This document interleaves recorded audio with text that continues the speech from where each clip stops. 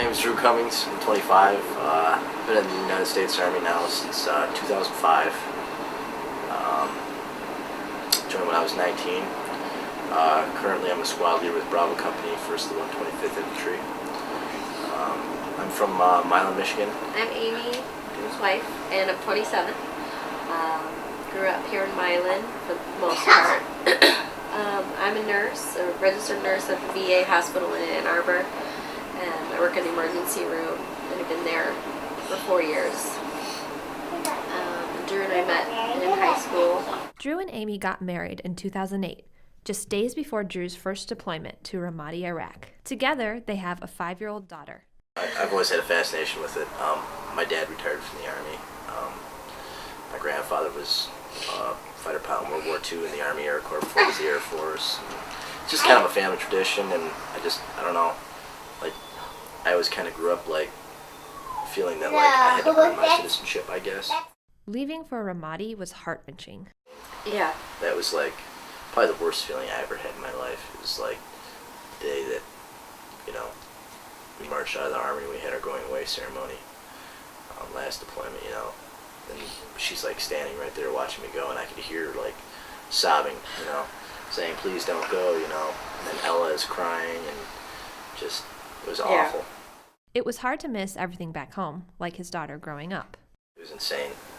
Like, I mean, she wasn't even 1 when I left, you know, she turned 1 5 days after I left, and just, I don't know, missing out on her first birthday. And, like, we celebrated it before he left, though. But I mean, like, missing out on things like that, and then watching her, like, essentially grow, you know what I mean, from the age of 1 to 2. The separation was hard, but harder times were yet to come.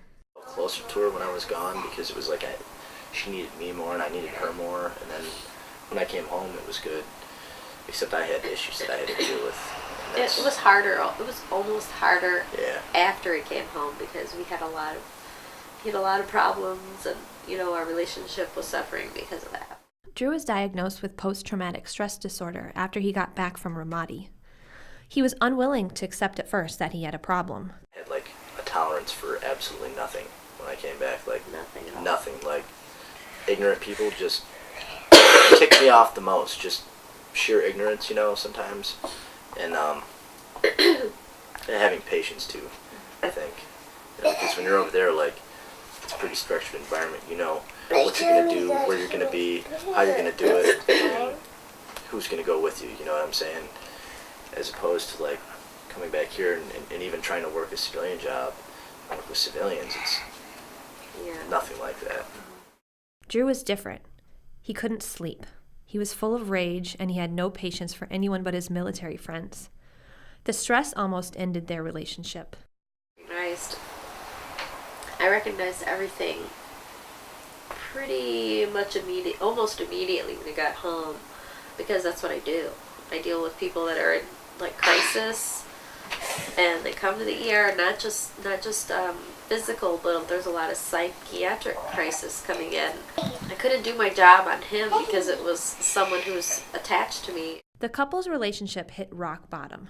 That's when Drew got counseling at the VA hospital, and he and Amy saw a civilian counselor too. Amy found support at the hospital. It takes some time, you know, for things to kind of surface. It was really hard, but it was good that where I worked, everyone kind of understood, like, I was having a hard time.